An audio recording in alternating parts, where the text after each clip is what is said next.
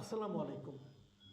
প্রিয় দর্শক, একটা খুব গুরুত্বপূর্ণ খবর আমার কাছে মনে হয়েছে, যদিও এই নিউজটা খুব সব পত্রিকায় এসেছে তা নয়, বাট এটা আলোচনাটা অনেকদিন ধরে চলছিল যে ছাত্ররা মানে আন্দোলনকারী ছাত্ররা যাদের আন্দোলনের কারণে স্বৈরাচারী হাসিনা সরকারকে ক্ষমতা থেকে নেমে যেতে হয়েছে, সেই ছাত্ররা অবশেষে সম্ভবত এই আগামী জানুয়ারি থেকে একটা নতুন রাজনৈতিক দল ঘোষণা করতে যাচ্ছে।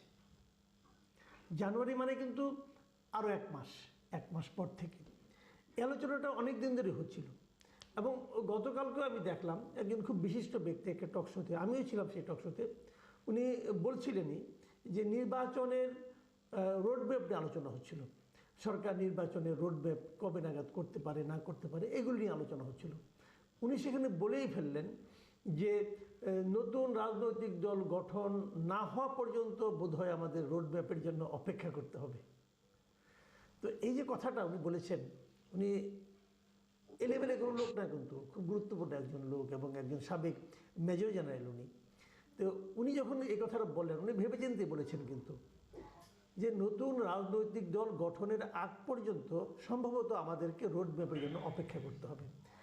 এই কথা বলার মাধ্যমে উনি এটাও বলার চেষ্টা করেছেন যে নতুন যে রাজনৈতিক দলটা হতে যাচ্ছে এটা সরকারের মানে এই অন্তর্বর্তীকালীন সরকারের আনুকূল্যেই হতে যাচ্ছে। মানে অন্তর্বর্তীকালীন সরকার হয়তো এই ধরনের একটা রাজনৈতিক দল চায়। এবং যেহেতু ছাত্ররা, আন্দোলনকারী ছাত্ররা সরকারের মধ্যেও আছেন, 3 জন উপদেষ্টা তো সরকারের মধ্যে আছেন, হয়তো ওনারাই এই রাজনৈতিক দলের নেতৃত্বে থাকবেন। তাহলে এটাকে আপনারা কিন্তু একভাবে কিংস পার্টি বলতেই পারেন। কিংস পার্টি মানে যেটা গালি তা কিন্তু না, কিংস পার্টি ভালোও হয়। আমাদের দেশে কিংস পার্টির উদাহরণ কিন্তু আছে, একটা দুইটা না। আপনি যদি এই মুহূর্তে আমাদের প্রধান রাজনৈতিক দলগুলোর কথা বলেন, কোনগুলো বলেন তো? আওয়ামী লীগ, বিএনপি, জাতীয় পার্টি, জামাতে ইসলামী, এই তো। তো এর মধ্যে আপনি বিএনপি এবং জাতীয় পার্টিকে আপনি কী বলবেন? বিএনপি যখন গঠন হয় তখন বিএনপি কিন্তু ক্ষমতায় থেকেই গঠন হয়েছিল। জিয়াউর রহমান সাহেব তখন প্রেসিডেন্ট ছিলেন, উনি প্রেসিডেন্ট থাকা অবস্থাতেই এই দলটাকে গঠন করেছেন। এবং একইভাবে জাতীয় পার্টি একই কাজ করেছে। এরশাদ সাহেব যখন প্রেসিডেন্ট ছিলেন, উনি প্রেসিডেন্ট থাকা অবস্থাতেই এই দলটা গঠন করেছেন। তাহলে উনি নিজেরাই এর নেতৃত্বে এসেছেন। এটা যদি কিংস পার্টি হয় তাহলে এখানে আমরা একটা জিনিস ব্যতিক্রম যেটা দেখতে পাবো সেটা হলো এখানে হয়তো ইউনূস সাহেব এই দলের নেতৃত্বে থাকবেন না, কিন্তু উনি ওনার সরকারের অন্য অন্য উপদেষ্টাদের মধ্যে কেউ কেউ হয়তো এই দলের নেতৃত্বে থাকবেন। যতটুকু শোনা গেছে নেতৃত্বে থাকছে নাহিদ ইসলাম। আমি একটা পত্রিকায় কিছু নিউজও দেখলাম, ইত্তেফাকে একটা নিউজ আছে, সেই নিউজটা আমি পড়ে যেটা বুঝলাম যে নাহিদ ইসলামই সম্ভবত এই নতুন দলের মূল ব্যক্তি হবেন। ওনাকে মাথায় রেখে, ওনাকে সামনে রেখেই দলটা গঠিত হবে। এবং সেক্ষেত্রে হয়তো তাকে উপদেষ্টা পদটা ছাড়তে হবে, উপদেষ্টা পদ ছেড়ে হয়তো উনি দলে আসবেন। এবং তখন হয়তো নির্বাচনের রোডম্যাপ ঘোষণা হবে, নির্বাচনের তফসিল ঘোষণা হবে এবং সেই নির্বাচনে হয়তো এই দলটা গঠন হবে। এর মধ্যে কিন্তু এই দলটা আমরা দেখেছি, এই ছাত্ররা, বৈষম্য বিরোধী ছাত্র আন্দোলনের নেতারা সারা দেশে ঘুরেছেন। এবং যখন ঘুরেছেন তারা, তখন তারা কিন্তু পুলিশ প্রোটেকশনও পেয়েছেন। মানে প্রশাসন তাদেরকে নানাভাবে এই সমস্ত ভ্রমণের ক্ষেত্রে, এই সমস্ত যাওয়া আসার ক্ষেত্রে বিভিন্ন জেলায় যখন তারা গেছেন, অনুষ্ঠান করেছেন, বসেছেন লোকজন নিয়ে, তারা যাতে নিরাপত্তার মধ্যে এই কাজগুলো করতে পারেন সেই জন্য ব্যবস্থা কিন্তু লোকাল পুলিশ তাদেরকে নিরাপত্তা তাদেরকে দিয়েছে। এটাকে আমি খারাপভাবে বলছি না, কিন্তু মানে এটা তো সাধারণত অন্য অন্য পলিটিক্যাল পার্টিকে কি সেভাবে দেওয়া হয় না। এই পার্টিকে দেওয়া হয়েছে কেন? কারণ প্রশাসন চেয়েছে, সরকার চেয়েছে এদেরকে নিরাপত্তা দেওয়া হোক। মানে সরকারি আনুকূল্যেই এরা কিন্তু সারা দেশে ঘুরে বেরিয়েছে। এবং এর মধ্যে যতটুকু আমি জেনেছি প্রায় 20টা জেলায় তারা কমিটিও গঠন করেছে এবং অনেকগুলো জেলার উপজেলাতে পর্যন্ত তারা কমিটি প্রস্তুত করে রেখেছে, খুব শিগগিরই ঘোষণা করবে। তার মানে সারা দেশে তাদের কিন্তু একটা নেটওয়ার্ক তৈরি হয়েছে। এর মধ্যে আরেকটা পরিবর্তন আপনারা দেখবেন, সেটা হলো যে 3 জন ছাত্র প্রতিনিধি আমাদের উপদেষ্টা পরিষদে আছেন, তাদের মধ্যে একজন আসিফ মাহমুদ সজীব ভুইয়া, উনি নতুনভাবে একটা মন্ত্রণালয়ের দায়িত্ব পেয়েছেন। সেই মন্ত্রণালয় কোনটা? সেটা হলো স্থানীয় সরকার মন্ত্রণালয়। মানে সবসময় আমরা দেখেছি এর আগে একটা নিয়ম আছে, নিয়ম ঠিক না, একটা কনভেনশন টাইপের, যে দলের যিনি সাধারণ সম্পাদক তিনি স্থানীয় সরকার মন্ত্রণালয়ের দায়িত্বে থাকেন। আওয়ামী লীগ অবশ্য শেষের দুবার একটু চেঞ্জ করেছে, কিন্তু নর্মালি এটাই থাকে। এর আগেও বিএনপি আমলেও দেখেছি আমরা, আব্দুল সালাম তালুকদার ছিলেন, তারপরে মান্নান ভূঁইয়া ছিলেন, এরা ছিলেন। এটা এই কারণে যে সারা দেশে দলটাকে সংগঠিত করার জন্য এর চেয়ে ভালো আর কোনো মন্ত্রণালয় হতে পারে না, স্থানীয় সরকার মন্ত্রণালয়। তো সেই মন্ত্রণালয়ের দায়িত্ব কিন্তু এখন পালন করছেন ছাত্র প্রতিনিধিদের মধ্যে যে উপদেষ্টা হয়েছেন তাদের মধ্যে একজন। এখান থেকে কিন্তু একটা ইঙ্গিত পাওয়া যায়।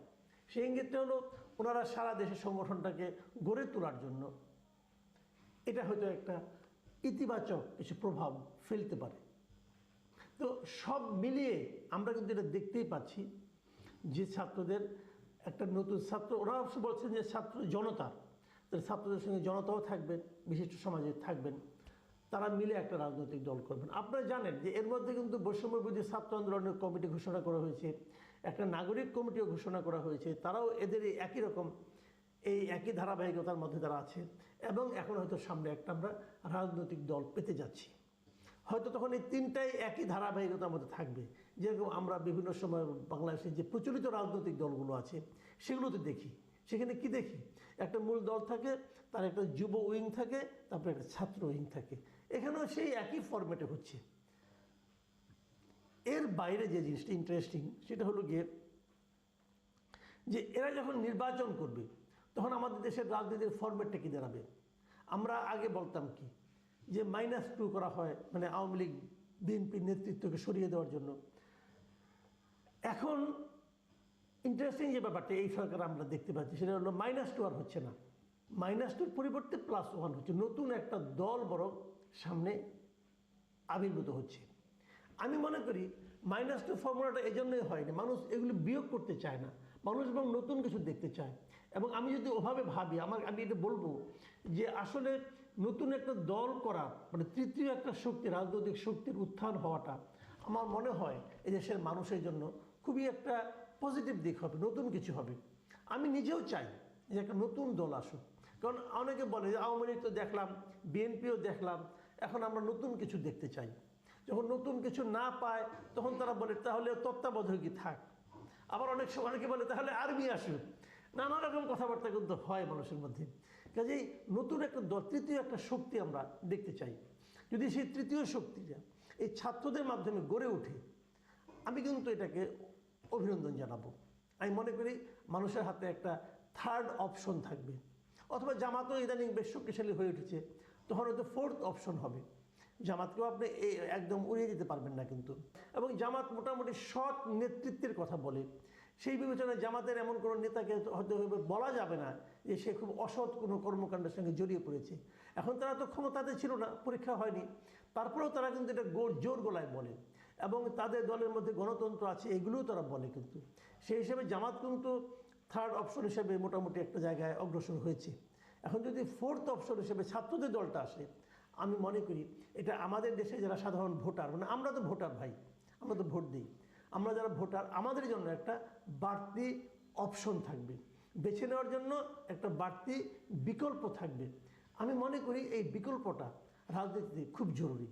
আমরা দেখতে চাই যে ছাত্রদের দলটা দ্রুত আসুক। আমি তো জানুয়ারি না, আমি তো চাই যে সেটা ডিসেম্বরে চলে আসুক, এত দেরি করার তো কোনো দরকার নাই। আসলে পরে তারা এখন থেকে রাজনৈতিক দল হিসাবে মাঠে কাজ করতে পারবে, এবং এটা সাধারণ মানুষের জন্য একটা ইতিবাচক দিক হিসাবে আবির্ভূত হবে। প্রিয় দর্শক, এখন এ পর্যন্তই। আল্লাহ হাফেজ।